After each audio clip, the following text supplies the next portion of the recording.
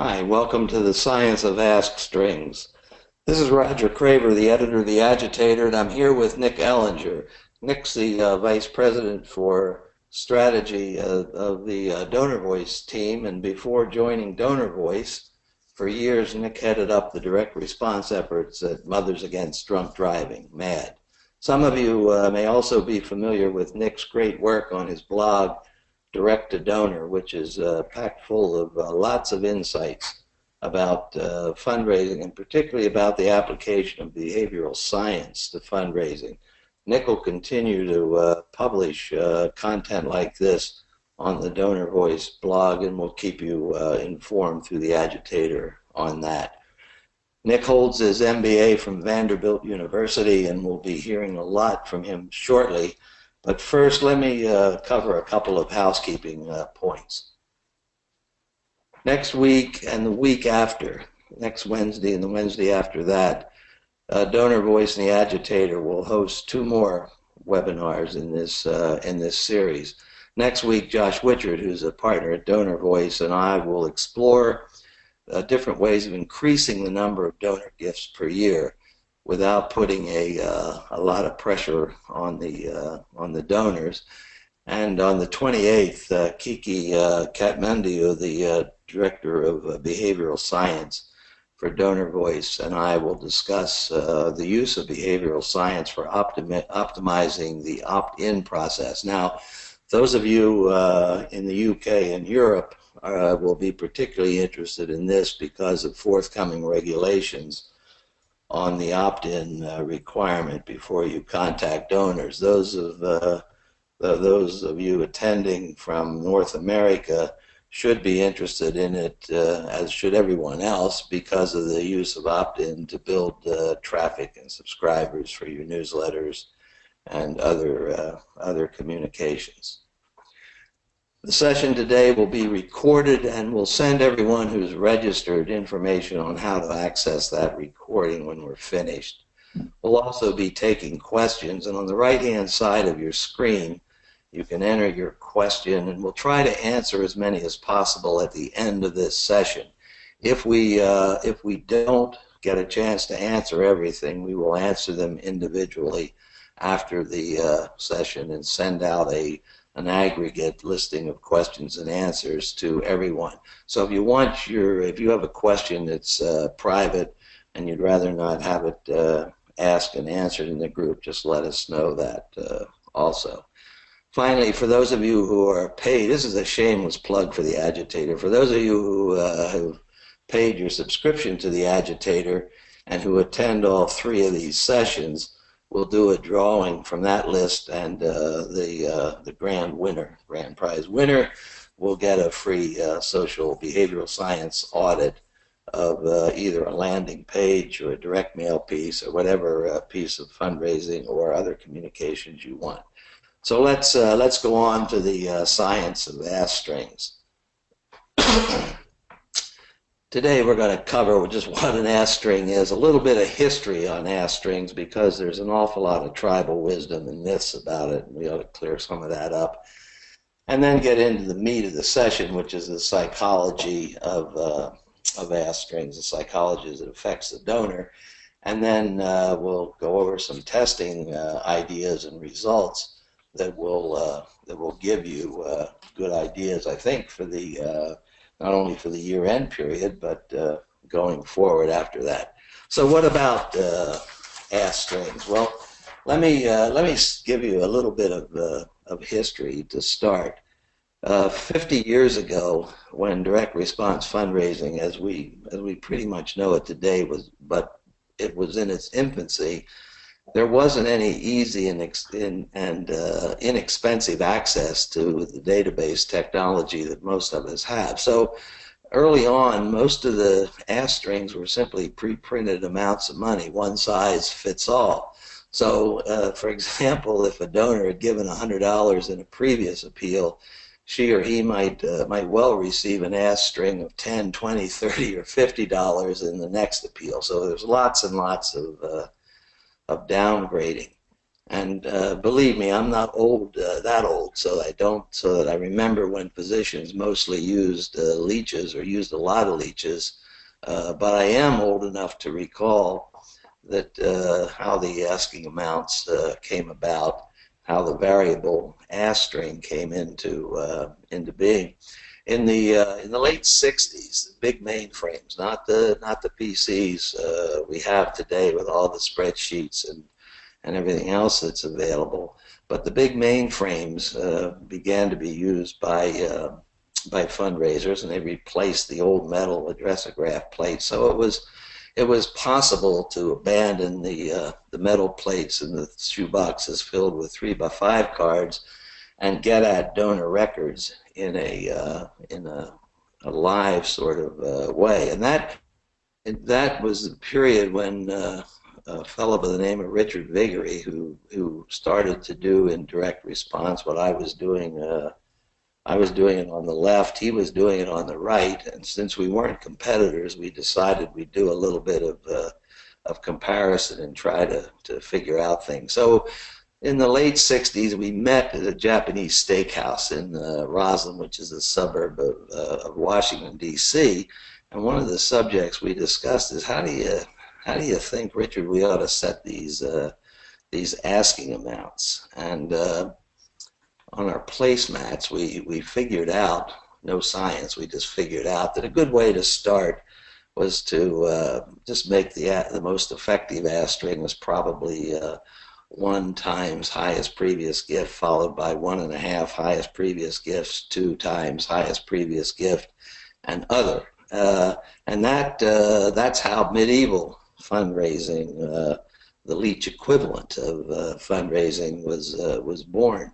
And I have to admit to that because an awful lot of people since then have copied it, and generations of fundraisers, as I look at stuff, seem to have followed it, and it's just wrong.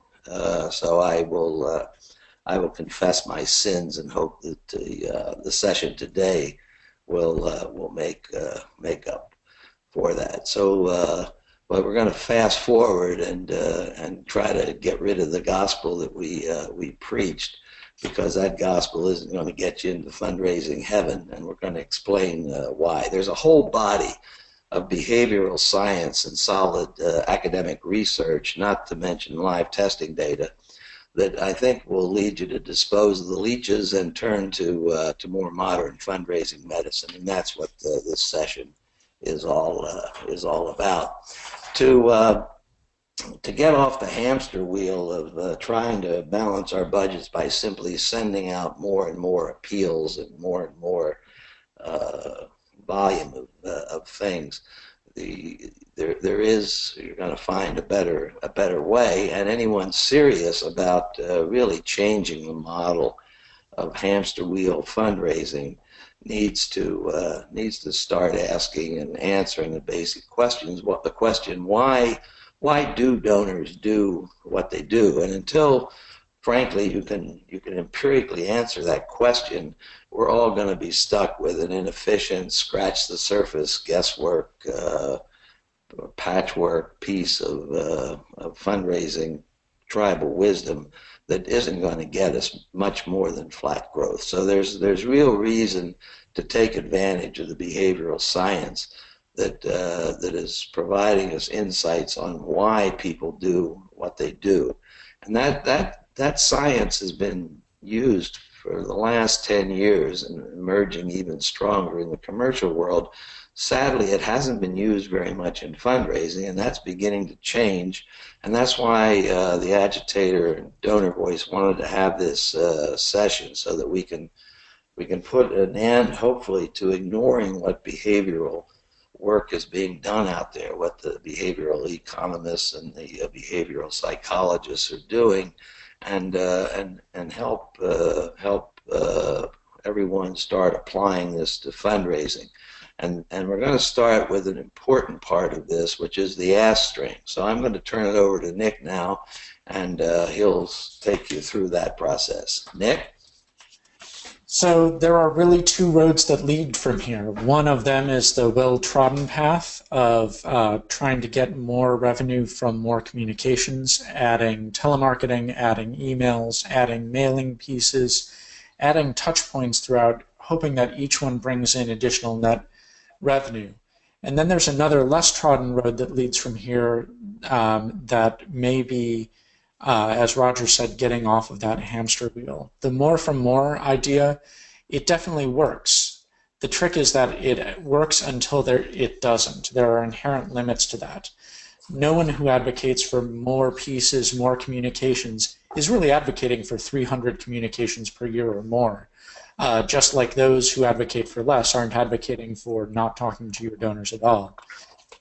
There's also a greater cost to having more communications, paying telemarketers, paying for mail, postage, all of those sorts of things. And we also see from the literature that there is a point at which donors become irritated with our mailings, with our telemarketing. The trick is that the point at which people get irritated about it and they tend to retain less happens before the point where new communications cease to increase net revenue. And so there's this balancing act of, do I want to increase net revenue for this year at the expense of retention, or do I want to increase retention at the expense of net revenue? And beyond the financial costs of more, there's also a psychological cost. You know, we as fundraisers get burned out from trying to get more, adding pieces, adding communications. There's only so much that we can do. So the other road is the idea of trying to get more from less. You know, you try to get a lot farther by working a lot harder, by being a lot smarter, by being a self-starter, and that's your Hamilton reference for the webcast. My wife limits me to only one Hamilton reference per hour, so that's it. The trick is that this is not only a little bit more challenging, but it runs counter to conventional wisdom.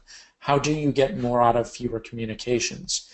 It does, as Roger said earlier, it requires you to go deeper instead of broader, knowing more about your donors individually, using science, but then knowing more about donors psychologically. How do people as a group behave? And customizing our communications to better fit the terrain. To articulate that better, there's another webinar 1 week from now with Josh Wichard from Donor Voice, who will be talking about how to do the same sort of thing to create multi-gift programs per year that you won't want to miss. So that's the cheap plug for this slide. So getting into the psychology of Ask Strings, one of the things that it's important to remember is that this is not your donor. Vulcan, we aren't logical, rational beings. Forget everything that they taught you in Econ 101.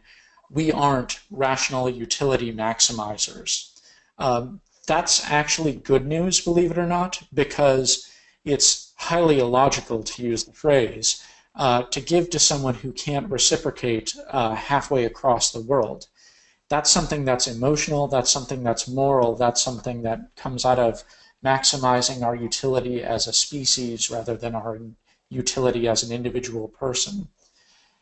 The trick to this is that we're irrational, but we're irrational in predictably irrational ways, to use the phrase from the book of the same name. There are a few ways, and those are called heuristics, shortcuts that we take in our thinking that everyone uses to a greater or lesser extent.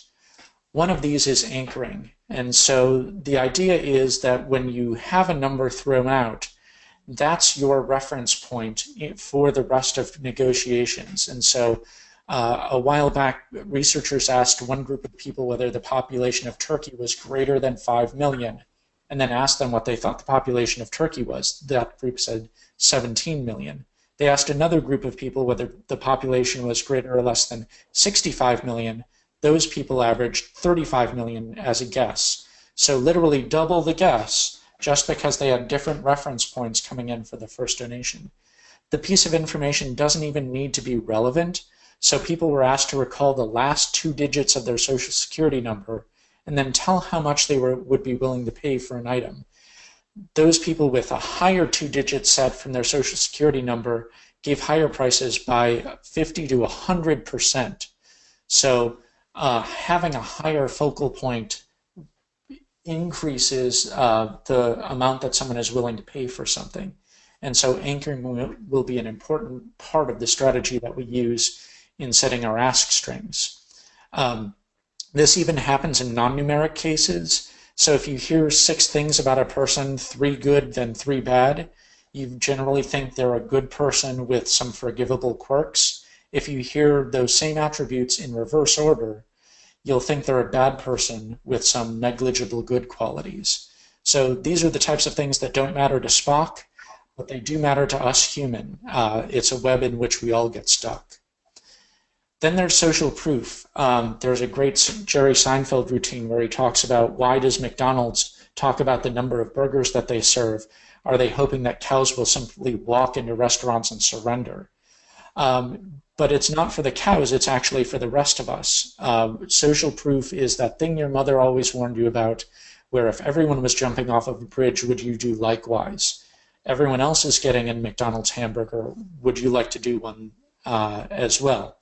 So picture when the Girl Scout comes to your door asking to sell cookies, you take the order form from it and you look to write down your name, and the things that you look for are how many people ordered before you and how many boxes of cookies they ordered. So the how many people ordered is called social proof. The more people that do something, the more you're conditioned to do it as well. Our monkey brains find it convenient to, when in doubt, do what someone else does. And then also, if the sheet is mostly full, there's a social expectation that you order. In fact, you find with crowdfunding campaigns that people will give more readily in the last third of a campaign than in the first third of the campaign because everyone else is doing it. Similarly, you also look at that Girl Scout sheet to see how much everyone else is ordering. If everyone else is giving $100, that is more likely to get people to give $100 than if they're giving $10. And we'll give some examples of that later on. As humans, we want to know what's socially acceptable to give, just like when the person coming around your office is collecting for a baby shower or a wedding shower, you want to know what the socially acceptable amount is to throw into the kitty. Here's an example of social proof, but it's actually social proof in negative, and you want to make sure that you're not doing this when you do social proof. What Wikipedia did is they said, if everyone reading this right now gave $3, our fundraiser would be done within an hour. But right before that, they say, only a tiny portion of our readers give. So that's negative social proof. That's saying, no one buys these Girl Scout cookies, would you like to? So you want to steer clear of that type of social proof because it actually will suppress your response rates. Then there's the idea of fluency, and fluency comes down to if it's easy, it's true. It's sad, but the more our brains have to think about something, the less likely we are to do something. And so there are studies that indicate that easy things make us happy, happy make us more likely to do things. We like commonly named candidates for jobs. We like stock symbols that can be pronounced as words. Those stocks go up by more. This is really why ask strings exist. It's easier to check a box than have to think about how much should I give in a vacuum. Round numbers are easy things, and non-round numbers are hard things. And so we're going to talk about some ways to make your ask string easy for that person's lizard brain. Now let's talk a little bit about the goals of ask strings. The example I think of is Alice in Wonderland. If you don't care where you're going, the road will take you there. But there are really 2 directions you can take here as well. The first one I'll call the Hufflepuff method, which is that you are trying to get as many donors as possible on your file. So the answer to the question of, do I want someone who gives $3 per year every other year? If the answer to that is yes, you're definitely in this take everyone category. And the advantages of this are that there are massive economies of scale. The more people you have on the file, the cheaper things like paper and postage are. And you only have to pay for copywriting once, so might as well send it to everyone. There are also more opportunities for customization there, often ignored, but if you have a larger mail or email file, you can get larger test panels and larger customization. Think if you're a national nonprofit, what would it take to do a California-specific direct mail piece? If you have more people on your file, you may be able to do one for Illinois as well. You also have lower acquisition costs. It's easier to give people, get people on your file who give $3, $5 at a time. You also have some hidden gems here. ASPCA took a look a few years back at who were doing their bequests, and it was actually a lot of frequent high frequency, low dollar donors that they had consciously tried to ignore. But it turned out those people were saving up their money so that they could give it away once they were gone. And then you can't underestimate file size is an easy thing to explain to your boss. There's a graph, and as long as that graph is going up and to the right, people tend to be happy. But there's an argument to be made for selectivity as well. That $3 a year, every other year donor likely is not paying for themselves regardless of your solicitation tactics. You have greater fundraising efficiency going after higher dollar donors. And you have to realize that most donors don't upgrade. If someone gives the same amount 3 times, chances are they're going to be stuck at that amount for a while, if not forever. Higher dollar donors tend to have higher retention rates, and those donors are more likely to be what you want in terms of major donors, mid-major donors, monthly donors. That's the pool in which you'll be swimming. There's also a psychological aspect to this as well. When you have everyone on your file, when we look at A/B testing as winner-loser, which is usually what we do, more's the pity, do you want a communication that, quote, wins, unquote, that does a good job of getting the gift, but a bad job of retaining that donor long-term? And so if you have people on your file that you're actually trying to cultivate and move up, that may be better in the long term. Neither of these approaches are wrong or right, and frankly, neither of them are going to be approaches that you use fully. You're going to end up somewhere in the middle, but it's important to know where you are as you work on ask strings. And it's important, I've unlabeled the axis here to protect the guilty, but you can see trade-offs from average gift to response rate. This is an example from different acquisition lists, but it actually holds true for the donor file as well. Generally speaking, you can choose, do I want a high response rate with a low average gift, or a low response rate with a high average gift? And that's all dependent on the strategy that you're consciously taking. And we'll talk about some ways to manipulate that with your ask string. So now we're getting into the science of ask strings. There are fixed and variable ask strings. Fixed are what Roger talked about, the $10, $15, $20, $50, and that goes to everyone. Ideally, don't use those whenever possible. And there are even some ways that we think it's impossible to change our fixed ask strings where you actually can. You can customize online forms so that they use someone's offline donation or intelligence about their zip code that moves it up or down. Using modeling for your acquisition or donor file, even basic zip code selects can get you value to say these people are in high dollar zip codes, these people are in low dollar zip codes. One popular way of doing that is setting your average gift for an acquisition piece at what people on your file from that zip code are already giving, because that'll be good intelligence on your supporters. And then using multi-channel information. We forget that someone that we're soliciting online may have made an offline gift or vice versa. So we don't have to send them the standard fixed ask string. If you absolutely must use a fixed ask string, and you do have to in some cases, you want to make sure that there are many options, not just 3 or 4, because you're talking to someone who may be willing to give $5 or may be willing to give $5,000, and you don't want to curtail their giving. A good example of that is in the presidential campaigns. All of the major candidates on their website had either 6 or 7 options because they have to talk to people who want to give $5 or want to max out their gift for this campaign season. Also, having lower dollar options so that you can bring people in the door is a good practice to have. But most of what we'll talk about are variable ask strings because, frankly, they're the most interesting and where you can have the most benefit. So you want to look at the first number most of all. That's your anchor. It has 3 times the impact of any other number in your ask string. So here's an example for the Center for Jewish History. All they did on this was change the order of the ask string from 36, 50, 72 to 72, 50, 36. And you may say, oh, these are odd ask amounts, but it's common in Jewish culture to give chai, which is to give in multiples of 18.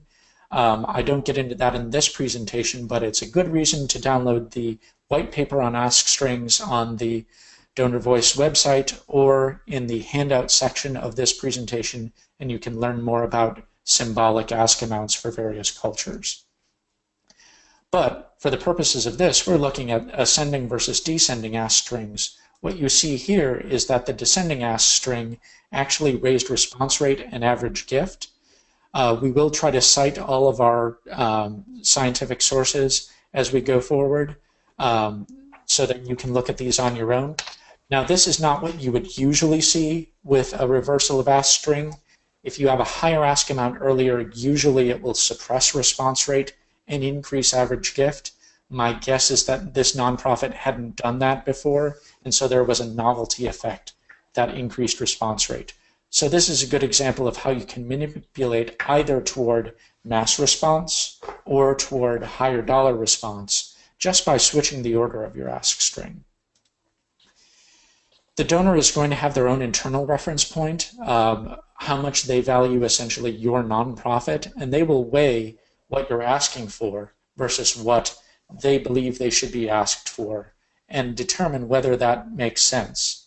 And so there are some options for what anchor you can use, whether it's highest previous contribution, most recent contribution, average contribution that they've given, or some other permutation of that. You'll see people who do highest previous contribution in the last 24 or 36 months. Believe it or not, there's actually in the scientific literature a correct answer on this, and it has to do with the life cycle of that person. So if someone is a lapsed donor, you want to do most recent contribution. In a Belgian study, it lowered the average gift from 3.5 to 3.2 essentially euros, but it increased their response rate from 3.25% to over 5%. And that's a huge jump in response rate just by using most recent contribution instead of highest previous contribution. And if you think of it, it makes sense. Someone who's lapsed is someone who is not as into you as perhaps once they were. And so going back to what they gave most recently rather than an anomalous gift, perhaps a one-time gift, makes a lot of sense. If someone gave $10, $10, $100, $10, and $10, they are basically telling you that that $100 might have been an anomaly in their lapsing, so stop asking for it. For your active donors, you want to look at average contribution. That got the most donations per piece versus highest previous contribution or most recent contribution. So standard practice is to use highest previous contribution, when in reality, that's not the ideal reference point for any group. And the reason for this is when donors decide when an ask is appropriate, am I even going to consider what they're asking for, they use their most recent gift. This is why you don't use anchoring to say, I want to ask everyone for $10,000 because it'll anchor people higher. They're going to just turn you off at that point. So use their most recent gift, but then when they decide what to give, they revert to their mean in terms of giving, that average amount. So then from that anchoring point, how quickly should you accelerate? So there was a study that looked at going up by intervals of 20%, 50%, or 80%. So for example here, if your reference point was $100, should I go up 100, 150, 200, 250 would be 50% acceleration. And then the reference amount, do you want to start at the most recent contribution or the average contribution, or do you want to start one step down or up from that amount? And I'll give you an example because it can be a little bit hard to follow here. So they tested with single donors and multi-donors, and they had exactly different responses, essentially, to this.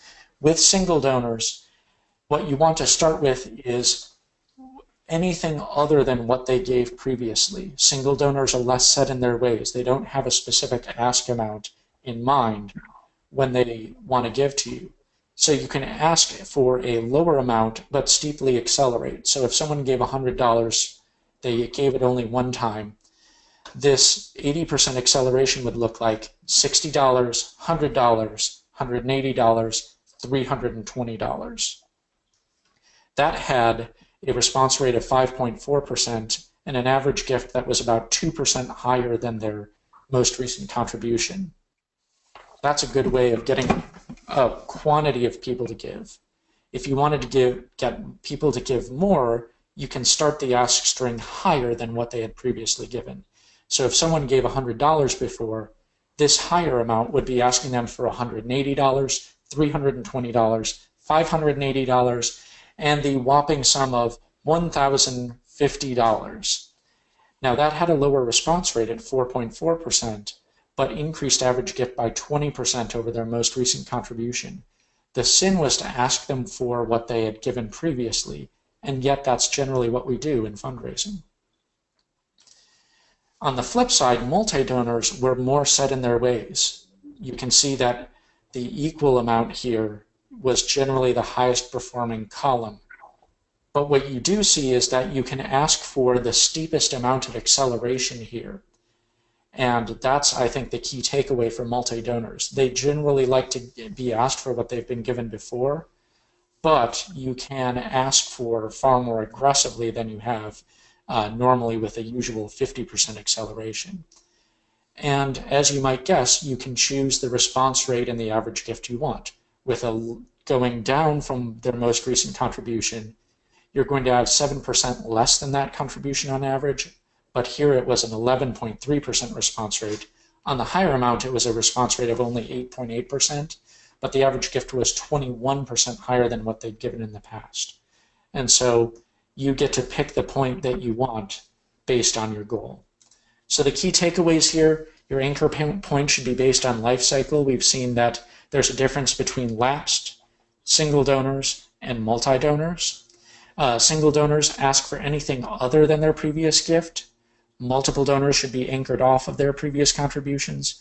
But the big thing here is that we can be more aggressive in accelerating our ask amounts than we currently are, generally speaking. So once you have an ask string, you can also set a default. And this is hat tip to M&R for this presentation. All they did here was take the ask string and say, a gift of $50 would really help. And honestly, if you would like to give me a gift of $50, that would really help me as well. There's no actual rationale there. It's just saying, giving a cue that this would be an appropriate amount to give. This test actually increased average gift without reducing response rate. This default gets even better when you can add some social proof to it. So this was a test from Telethon through public radio, where they told people, by the way, that we just got a gift from someone else who gave either $75, $180, or $300. And that social information changed what people gave. If they had no social information, they gave 70 cents more than what they gave in the previous year. If they were just told that someone prior to gave $300, average gift went up by $26. This effect is actually even more pronounced the closer the in-group is. So this is just a person gave an amount of money just before you called in. Looking at when the gender of the person who gave the previous gift, so gave this $300, matched the caller, there was actually a 34% increase in giving compared with a mismatched sex. And so the closer you can draw that in-group, so most most males give it this amount, or most Wisconsinites give it this amount, the better off you are. Nick, So Nick, go back if you don't mind. Go walk through that again for folks and give an example. This was a public radio appeal or a public broadcasting appeal. yep. So Uh, let's say that you had given $50 to public broadcasting the previous year, and you called in, and you were randomly two people who both gave $50 last year. One person called in, and they said, "Oh, thank you for calling. We've just had a generous person give $75."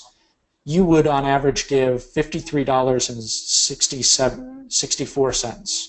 So that would increase your giving slightly because another person had given an amount larger than what you had. So that same $50 person calls in and someone says, "Oh, thank you for calling in. Someone just gave a very generous $300 gift." Your average gift would be $76.47. So just that social information drastically increases the amount that people want to give, because social cues tell you this is what people do. It's even more effective if someone says, "A woman who called before you, if you're female, just gave this amount." And here's an example. This is the second time you've mentioned gender. Women women generally give to women or signers or whatever with women's names. What is the gender relationship in ask strings? Yes, and it's any type of concrete social group. So another good example of that is people who have the same first initial as a hurricane are more likely to give to that hurricane's relief efforts because they have some sort of kinship, believe it or not, with the hurricane.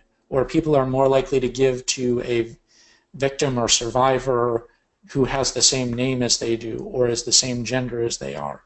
And so the more you can decrease social distance by telling people attributes that they too themselves have, the better off you are. And in fact, a good example here is most PETA supporters give at this level. This is a step up from a gift of this amount would really help. This one had a 25% increase in average gift with no decrease in response rate. So just putting in most PETA supporters, which is seeming to be a tighter knit group, in this case where you don't know sex or state or those sorts of things, increased average gift. Now, I would not recommend putting most PETA supporters fundraising for the National Pork Council. But if you were doing, for example, Nick, let's say you were doing a community mailing, and there were different neighborhoods, you could say most of your neighbors in the Franklin Park district gave at this level, or Yes. most of your neighbors in the south part of town gave at this level.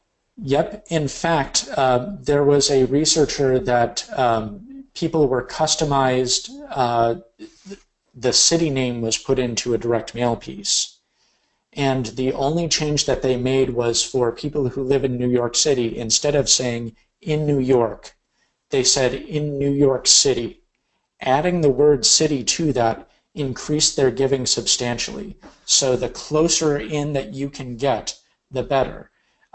Given the size of New York City, you may even be able to, once you get down to the borough level, have an even tighter knit group.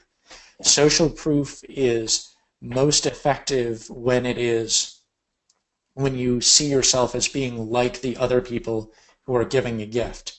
Right. So, Going back, Nick, tying that back to acquisition, this was, I take it, this PETA appeal was an appeal as opposed to an acquisition piece.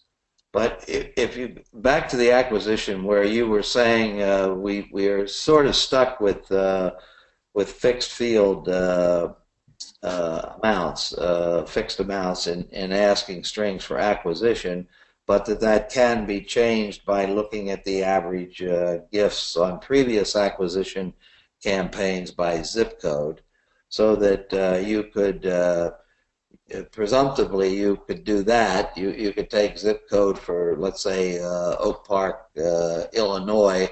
Look at the average gift, and then add to the ask string. Most people in Oak Park contributed $15 or $20, whatever. So you could tie both together, one with an anchor based on the previous on that zip code's giving, and then social proof on people in that neighborhood.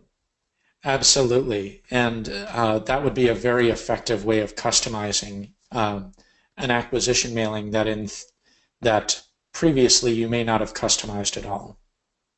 Right, right. Probably a hell of a lot cheaper than buying a model. Yes, I am all in favor of what I call Excel modeling. Anything that you can do in Excel on your desktop is going to be cheap and get you 70% of the way there most of the time. Okay, okay. Looking at another example of social proof, this is another one where they just say, most people are giving $100 right now, please give what you can.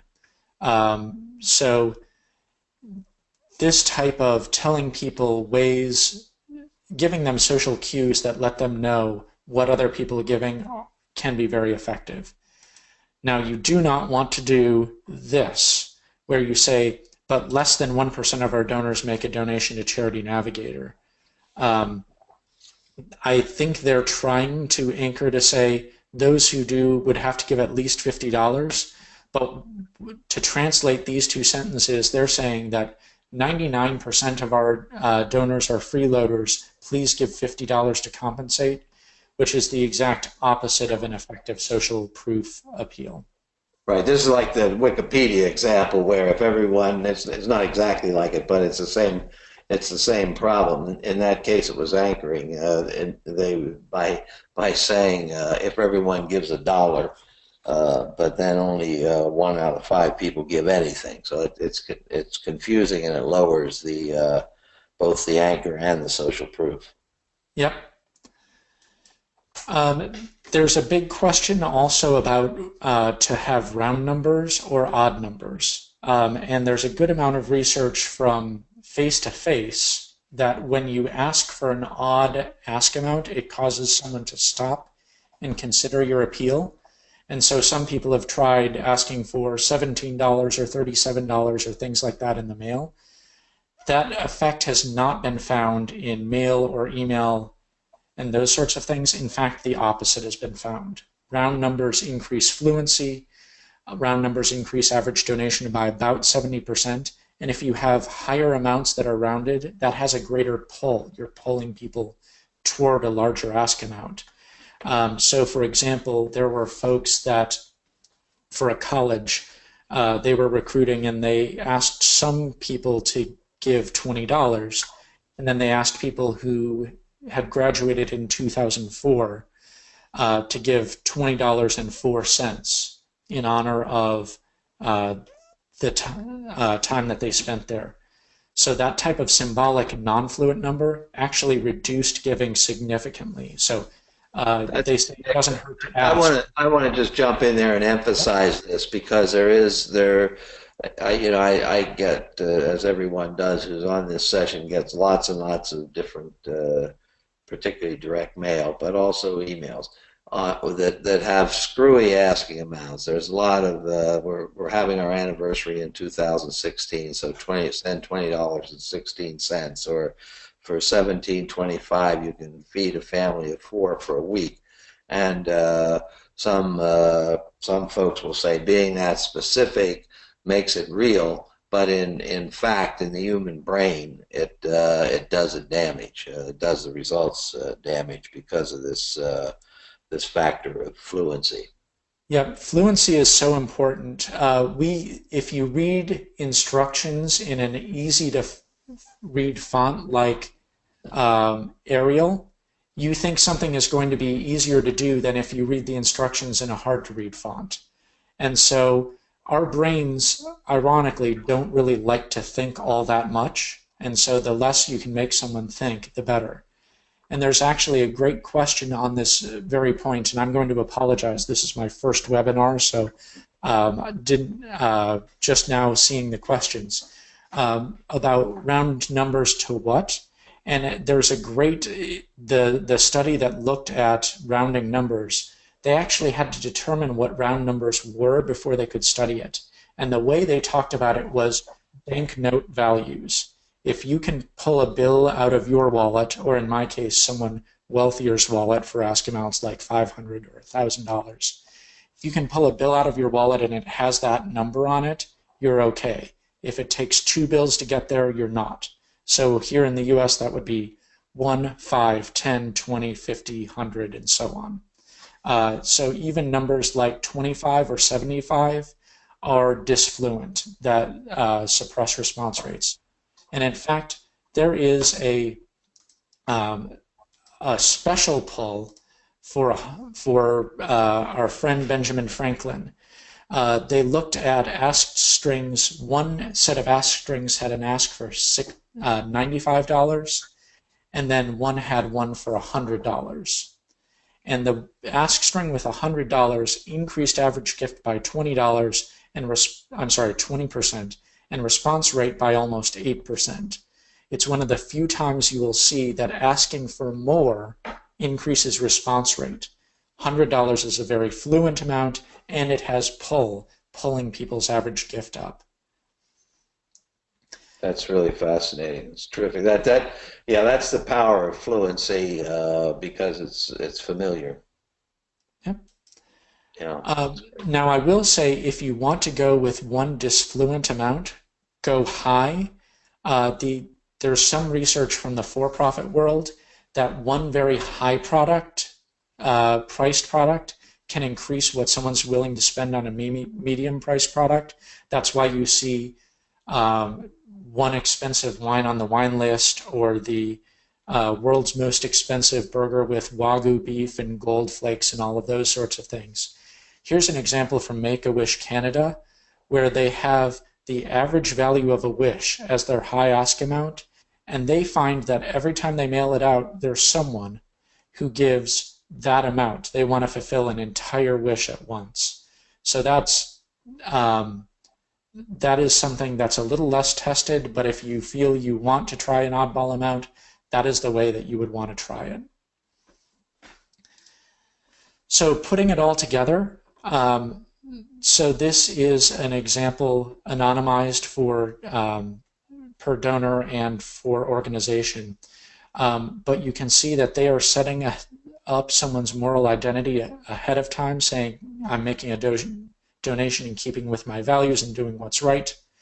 They have anchored to $50, highly fluent amount. They're making that tangible. They are doing an accelerated ask string here, going up by 100% from $50 to $100, and then going up 250% from $100 to $350. So they're being very aggressive here. And there have been some questions around going back and looking at the low, equal, higher, and steep, steeper, steepest. So we will go back to that. You'll also see social proof coming in here. Many supporters like you gave $100. There is an other here, but this is a well-constructed ask string here. So with that, I'd like to get into the questions here. And to address one question, some folks that had to jump in late, we will be providing this presentation, a recording of it for everyone. So no need to be furiously taking notes and things like that. Everyone will have the opportunity to get this afterwards. Looking at, there were some questions around whether having many options make the donor confused and lead to abandonment. That's definitely something that you want to test. I would say it's more of a rule in acquisition for people that you don't know what ask they're going to be than on the donor side, where you can have fewer ask amounts. That said, part of the choice literature comes out of, you've seen the book Paradox of Choice. And when folks have gone back to try to replicate those studies, what they find is that there's no paradox of choice ask amount in the aggregate. So there's the famous study of if you ask for present 2 types of jam or 26 types of jam, people will walk away if there are 26 types of jam because it's too much input for them to process. But what they find is that there are cases like that where fewer choices are clearly better. And then there are cases where many more choices are far better. And so the number of items in your ask string depend very much on your donor base and what you're asking for. So I would articulate it as something that you want to test. Try an ask string with far more attributes to it in your acquisition packages and see what happens. It may or may not hold true for you, and there's not a huge amount of scientific literature one way or another. Right. Some of the tribal, and I emphasize tribal wisdom, so-called quote best practices, which in our trade doesn't mean anything. Say that on reactivation, dealing with lapsed donors, one amount or 2 amounts is preferable to multiple choices. Again, I have no idea whether that's based in anything empirical or whether that's just the latest voodoo. Yep. Then we have a couple of questions about disfluent numbers. Some folks have said they've tested $25 versus $20 and the larger amount won, and then a question of why 25 and 75 are disfluent amounts. 25 and 75, because they aren't something that you automatically think of a bill to, are slightly disfluent amounts. They're not as disfluent as $17.27, and so there's obviously a spectrum to that. If you do introduce disfluent amounts, having a lower amount that's disfluent is better than having something that you actually want the person to give. And the reason for that is because those fluent amounts have pull. And so if you test $20 versus $25 and 25 wins, I'm guessing the mechanism there is because people are pulled to the fluent numbers and away from the lower dollar amounts. And again, the question, also part of the answer to that goes back to Alice in Wonderland. Where do you want to go? Do those disfluent 25 and 75 go? Does that help the average? Does it help the response rate, or does it suppress one and help the other? I mean, what are the trade-offs in a disfluency like that? And I do want to get back to the slides on steep, steeper, steepest, lower, low, equal, higher, because I did not apparently address that very coherently. So let's say someone is a $100 donor. Having a $20 acceleration there would be going $100, $120, adding 20% each time. So in the example, having a steep ask string, having a steepest ask string is going up by 80% each time.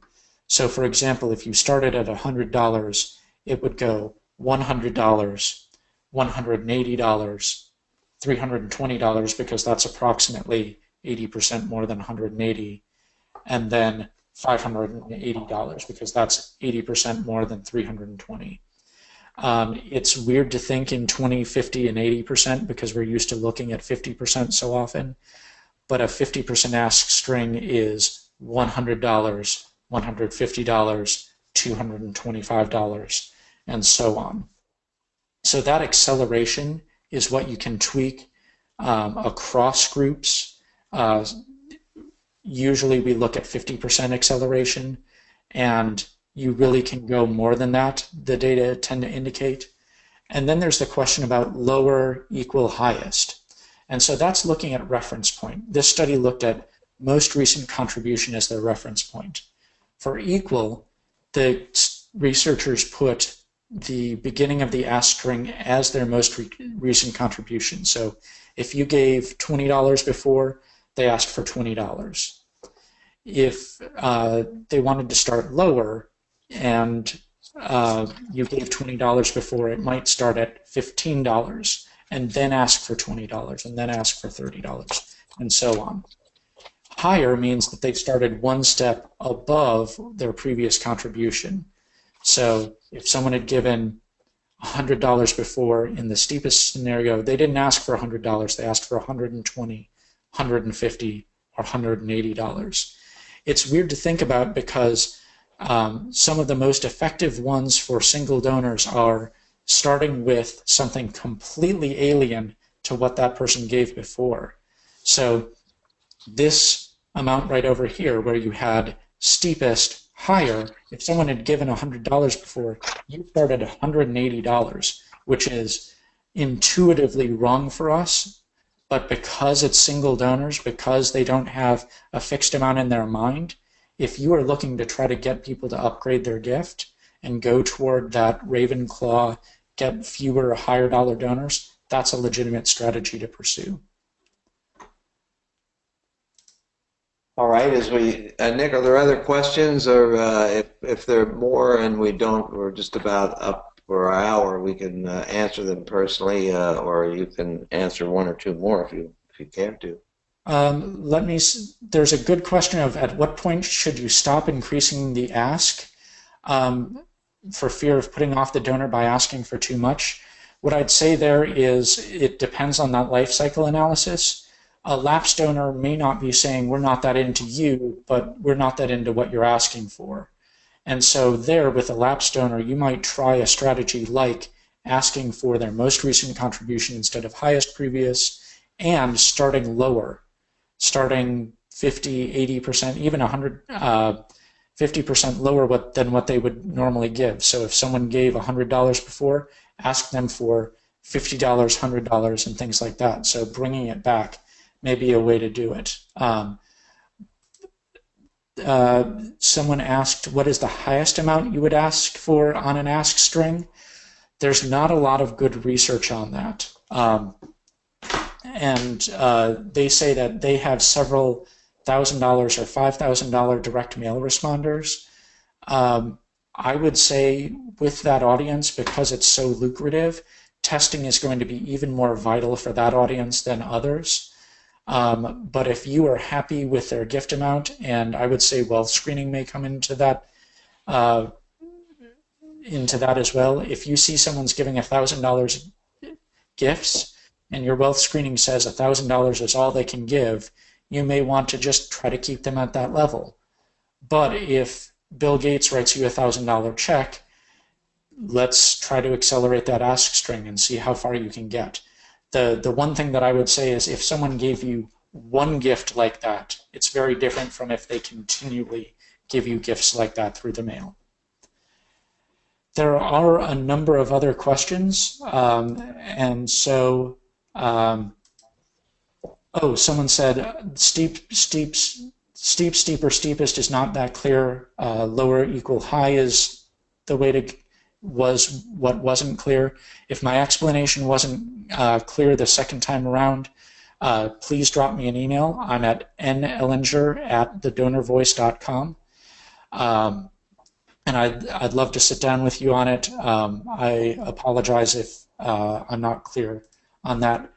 And we are bumping up against the hour mark. So, will you go to the last slide, Nick? And everyone, as we end this, I just want to call your attention, which Nick has done, to the white paper on the science of ask strings, which has a lot of detail in it, and you can download that at that URL, thedonorvoice.com/the science of ask strings. And Nick, thank you so much for all your help and work on this, and thank you all for attending. And remember, next week at the same time, next Wednesday, Josh Witchard and I will be dealing with multiple gifts, how to get multiple gifts without asking so many times. So thank you, and Have a great rest of your week, and we'll see you next week. Thank you.